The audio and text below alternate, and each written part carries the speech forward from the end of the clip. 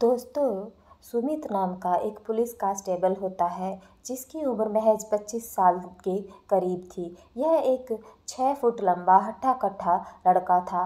आज ये एक ऐसी लड़की के साथ संबंध बनाने वाला था जिस लड़की की उम्र महज 16 साल थी। यह उस लड़की के कमरे में जाता है और उससे बातचीत करने लगता है और थोड़ी देर के बाद अपने कपड़े उतारता है और उसके कपड़े भी उतारता है और लगभग 2 बार उसके साथ संबंध बनाता है और जब थक जाता है तो वहीं पर लेट जाता है। लेकिन वह लड़की बार-बार यह कह रही थी कि उसे और संबंध बनाना है और सेक्स करना है। उसकी इच्छा पूरी नहीं हुई है, उसका मन नहीं भरा है। पुलिस कांस्टेबल सुमित जो होता है उसके कहने के बाद उसके साथ एक बार फिर से संबंध बनाता है और जब थक जाता है तो फिर लेट जाता है। लेकिन वह लड़की फिर से बार-बार यही कह रही थी कि उसके साथ उसे और सेक्स करना है, उसकी और इच्छा है। फिर से जब उसकी यह बात वह कांस्टेबल सुनता है तो वह हैरान हो जाता है, परेशान हो जाता है और वह सोचने लगता है कि आखिर एक 16 साल की लड़की ऐसा कैसे कह सकती है।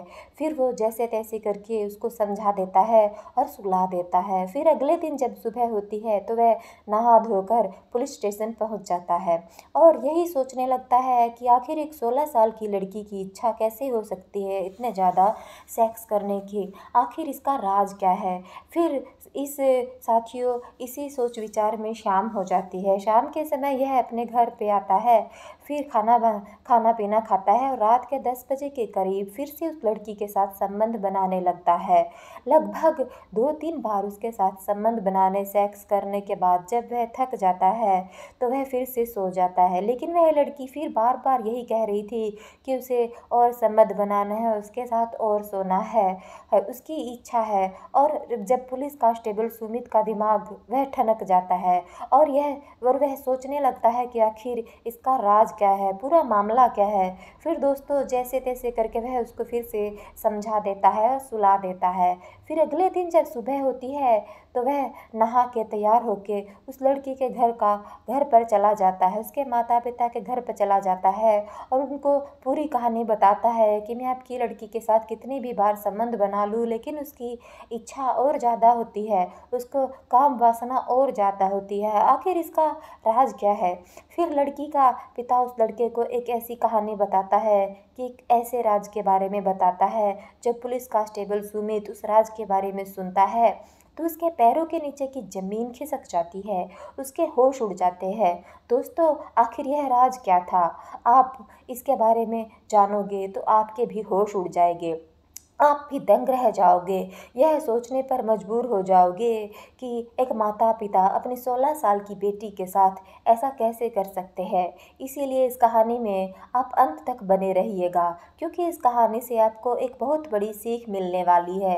बाकी दोस्तों हमारी आपसे एक छोटी सी रिक्वेस्ट है, अगर अभी तक आपने हमारे चैनल को सब्सक्राइब नहीं किया है तो प्लीज़ चैनल को सब्सक्राइब कर दीजिएगा और वीडियो को लाइक कर दीजिएगा और जितने भी हो सके अपने दोस्तों के साथ वीडियो को शेयर भी कीजिएगा और वीडियो पर कमेंट में अपना नाम हमें बताइएगा, सिटी बताइएगा, गांव बताइएगा ताकि हमें पता चले कि आप हमारी वीडियो कहाँ से देखते हो और कहाँ से आप हमें सपोर्ट करते हो।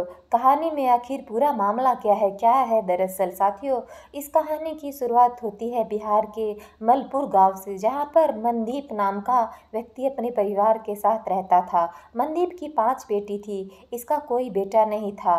मनदीप की पत्नी भी थी, वह अपने परिवार का पालन पोषण खेती किसानी करके किया करता था। किसी तरह की कोई दिक्कत परेशानी नहीं थी। मार्च 2024 होली का त्यौहार था। मनदीप की बड़ी बेटी का नाम ईशा होता है, इसकी उम्र 16 साल के करीब थी। निशा अपनी सहेलियों के साथ बड़े धूमधाम से होली का त्यौहार मना रही थी। शाम के 4 बजे के करीब वो अपने घर पे आती है और नहाने के लिए बाथरूम चली जाती है। जैसे ही वो बाथरूम जाती है तुरंत उसके घर पे 3 बदमाश घुस जाते हैं और निशा के माता पिता को बंधक बना देते हैं रस्सी से। फिर निशा के बाथरूम में जाते हैं और उसे छेड़छाड़ करने लगते हैं और उसकी वीडियो भी बनाते हैं, उसकी फ़ोटो भी खींच लेते हैं। इसके बाद जो है कि मनदीप की जो 2 छोटी लड़की होती है वह तुरंत घर से बाहर निकलती है और पड़ोसियों को पूरी कहानी बताती है और अपने घर लेकर आ जाती है और पड़ोसियों की मदद से इनको पकड़ कर लिया जाता है। पुलिस की उसी टीम में सुमित नाम का एक लड़का होता है। इसकी उम्र महज 25 साल होती और इसकी हाइट लगभग 6 फुट थी। यह हट्टा-कट्टा जवान लड़का था। जब निशा को देखता है तो देखता ही रह जाता है। इसके होश उड़ जाते हैं क्योंकि निशा देखने में खूबसूरत थी, एक बला की खूबसूरत, वह परी के जैसी लग रही थी। अगर कोई भी इंसान उसे देखे तो एक ही नज़र में पसंद कर ले। फिर सुमित इसके ऊपर मोहित हो जाता है, इससे शादी करना चाहता है, इससे प्यार करने लगता है। फिर वह 3 बदमाशों को लेकर पुलिस स्टेशन पहुंच जाता है और इनसे पूछताछ करने लगता है कि आखिर वह उस घर में क्या करने के लिए गए थे, उनका मकसद क्या था। फिर यह तीनों बदमाश अपना जुर्म कबूल कर लेते हैं और सुमित जो होता है इन तीनों बदमाशों के फ़ोन से वह वीडियो भी डिलीट करता है और फ़ोटो भी डिलीट कर देता है और इनके ऊपर मुकदमा दर्ज करके इनको जेल भेज देता है। दोस्तों, सुमित पुलिस स्टेशन में निशा के बारे में ही सोच रहा था। हर वक्त उसी का ख्याल उसको आ रहा था। इस तरीके से 15 दिन का समय गुजर जाता है। जब सुमित अपने आप को रोक नहीं पाता है, बर्दाश्त नहीं कर पाता है, तो तुरंत निशा के घर पर चला जाता है और उसके माता पिता से कहता है कि वह निशा से प्रेम करता है, मोहब्बत करता है और उससे अपनी दुल्हन बनाना चाहता है। जब निशा के माता पिता उसकी यह बात सुनते हैं तो कहते हैं कि तुम हमें 1 दिन का समय दो, 1 दिन के बाद हम सोचकर तुमको जवाब देंगे। फिर अगले दिन सुमित जो है निशा के घर पर जाता है और उसके माता पिता से पूछता है कि क्या तुमने सोच लिया है। फिर उसके माता पिता तैयार हो जाते हैं निशा की शादी के लिए और कहते हैं कि हमें निशा की शादी तुमसे करने के लिए तैयार है, हमें इसमें कोई आपत्ति नहीं है। सुमित भी अपने परिवार वालों को मना लेता है। फिर इन दोनों का रिश्ता पक्का हो जाता है। आखिरकार वह दिन आ ही जाता है जब सुमित दूल्हा बनता है और बारात लेकर निशा के घर पर चला आता है और निशा को अपनी दुल्हन बनाकर अपने घर लेकर जाता है। फिर निशा को कुछ महिलाओं के साथ आंगन में बैठा दिया जाता है और उसका कमरा सजाने की तैयारी की जाती है। लगभग 2-3 घंटे के बाद उसका कमरा सज के बिल्कुल तैयार हो जाता है और निशा को फिर उस कमरे में बैठा दिया जाता है। लगभग रात के 9 बजे के करीब जो सुमित होता है वह अपनी पत्नी निशा के कमरे में चला जाता है। इन दोनों की दुआ सलाम होती है और उसके बाद जाकर बैठ जाता है। फिर वह उसका घूंघट उठाता है तो उसके घूंघट उठाते ही खुशी के मारे उछल जाता है क्योंकि निशा इतनी खूबसूरत थी कि उसने अपनी ज़िंदगी में इतनी खूबसूरत लड़की देखी नहीं थी। और फिर लगभग 2 घंटे तक यह एक दूसरे से बातचीत करते हैं। फिर सुमित निशा से कहता है कि आज हमारी सुहाग रात है और इस रात को हम एक यादगार रात बनाना चाहते हैं। साथ ही दोस्तों, जब उसकी यह बात सुनती है तो वह बड़ी खुश हो जाती है क्योंकि उसके चेहरे पर कोई सिसक नहीं थी, कोई मायूसी नहीं थी। वह तो चाहती ही यही थी कि उसका पति उसके साथ कब सुहाग रात मनाए। सुमित अपने कपड़े उतारता है और निशा के कपड़े भी उतार देता है। अब ये दोनों बिल्कुल निवस्त्र हो चुके थे। सुमित निशा के साथ सुहाग रात मनाने लगता है। लगभग 2-3 बार वो उसके साथ सुहाग रात मनाता है और जब थक जाता है तो वहीं पर लेट जाता है। लेकिन निशा उससे कहती है कि मुझे तुम्हारे साथ और सोना है, मुझे और इच्छा हो रही है सेक्स करने की और संबंध बनाना चाहती है। सुमित उससे कहता है कि उसके कहने पर सुमित एक बार फिर से उसके साथ सुहाग रात मनाता है, संबंध बनाता है और फिर जब थक जाता है तो वहीं पर सो जाता है। लेकिन निशा फिर उससे बार बार यही कह रही थी कि वो उसके साथ और संबंध बनाना चाहती है और सोना चाहती है। फिर सुमित जब उसकी यह बात सुनता है तो दंग रह जाता है और वह सोचने लगता है कि आखिर एक 16 साल की लड़की को ऐसा क्या कैसे कह सकती है, वो भी पहली ही रात में। फिर जैसे तैसे करके सुमित उसको समझा देता है और उसको सुला देता है। दोस्तों, फिर अगले दिन सुबह होती है, सुमित नहाता है, तैयार होता है और अपने पुलिस स्टेशन पहुंच जाता है। पुलिस स्टेशन पहुंचने के बाद वो यही सोच विचार कर रहा था कि उसकी जो पत्नी है वो 16 साल की लड़की है, कच्ची कली के समान है, उसको तो कुछ पता ही नहीं है कि आखिर सुहाग रात होती क्या है।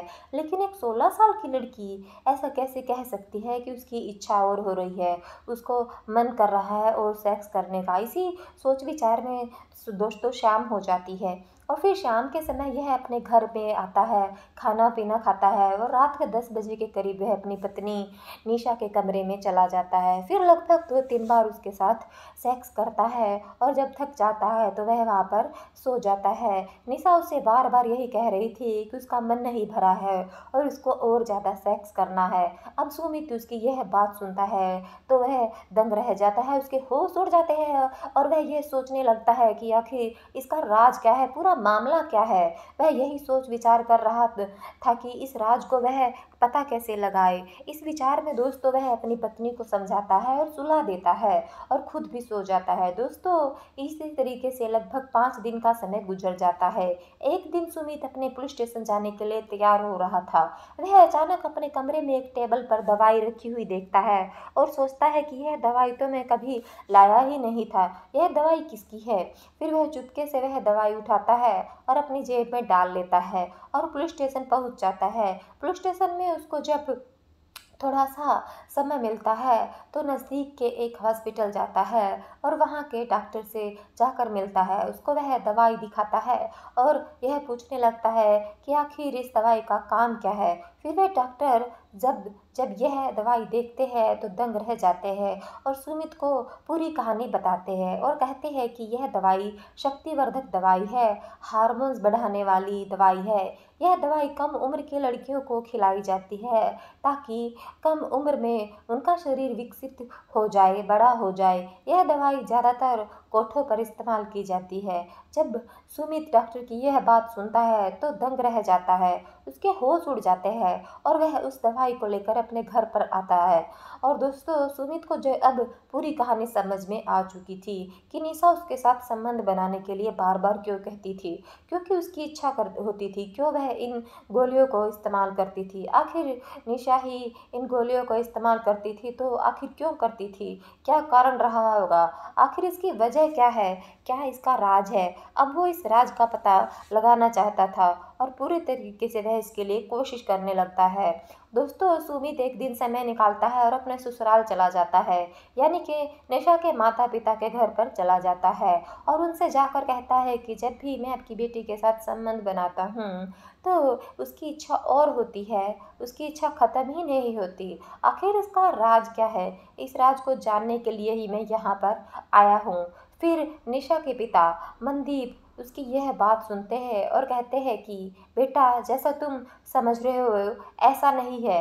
निशा की उम्र 16 साल नहीं है, उसकी उम्र महज 10 साल है। उसे हम इस तरह की गोलियां खिलाते हैं, उसके शरीर को विकसित कर दिया है, बड़ा कर दिया है। फिर सुमित उसके उनसे कहता है कि आखिर तुम इस तरह की दवाई उसको क्यों खिला रहे हो, क्या वजह है। फिर मनदीप सुमित को बताता है कि मेरी जो पत्नी है वे वेश्यावृत्ति का धंधा करती है और इस धंधे से जो पैसा आता है उससे हम बहुत खुश हैं। मेरी 5 बेटी है, मैंने सोचा कि मेरी बेटी भी बड़ी होकर इसी धंधे में लग जाए और अच्छा खासा पैसा कमा ले। उसी की उम्र अभी कम थी इसीलिए मैंने इसको इस तरह की गोलियां खिलाई, इस तरह की शक्तिवर्धक गोलियां खिलाई ताकि कम उम्र में उसका जो शरीर है वह विकसित हो जाए, बड़ा हो जाए और इस धंधे में लग जाए। सुमित जब अपने ससुर की यह बात सुनता है तो दंग रह जाता है, उसके होश उड़ जाते हैं और वह अपनी सास से कहता है कि आज के बाद तुम्हें यह धंधा करने की कोई ज़रूरत नहीं है और किसी भी लड़की को यह दवाई खिलाने की कोई ज़रूरत नहीं है। जो भी पैसे होंगे, जो भी खर्चा होगा मैं करने के लिए तैयार हूँ। जब जब मनदीप अपने दामाद की यह बात सुनता है तो खुश हो जाता है और उससे कहता है कि बेटा आज तुमने हमारी आंखें खोल दी, आज के बाद यह धंधा हम बिल्कुल नहीं करेंगे और जो दवाई मेरे पास है इसे भी हम फेंक देंगे, किसी भी लड़की को यह दवाई नहीं खिलाएंगे। उसके बाद सुमित वहाँ से चला जाता है और अपनी पत्नी निशा को लेकर एक हॉस्पिटल में जाता है और वहाँ के जो लेडीज डॉक्टर होती है उनको पूरी कहानी बताता है और कहता है कि इनका इलाज तुम्हें करना ही पड़ेगा। फिर वह लेडी डॉक्टर निशा का इलाज करने के लगती है और लगभग 6 महीने के अंदर निशा बिल्कुल ठीक हो जाती है। अब निशा अपने पति यानी सुमित के साथ बड़े अच्छे से रह रही थी, हंसी खुशी रह रही थी, इसकी किसी तरह की कोई दिक्कत परेशानी नहीं थी। जो भी खर्चा होता था सुमित अपने ससुर के पास भेज दिया करता था। दोस्तों, इस कहानी को सुनाने का हमारा मकसद आप लोगों को परेशान करना या आप लोगों का दिल दुखाना नहीं है। इस कहानी को सुनाने का मकसद हमारा केवल इतना है कि आप सजग रहे और समाज में हो रही इस तरह की घटनाओं को जाने, समझें और संचेत रहे। अगर कहानी पसंद आई हो तो प्लीज़ वीडियो को लाइक कीजिएगा, शेयर कीजिएगा अपने दोस्तों के साथ और हमारे चैनल को सब्सक्राइब करना बिल्कुल मत भूलिएगा। और हमें कमेंट सेक्शन में बताइएगा कि आप हमारी कहानी कहाँ से देख रहे हो, सुन रहे हो। हम आपका नाम ज़रूर लेंगे अगली वीडियो में। जय हिंद, जय भारत।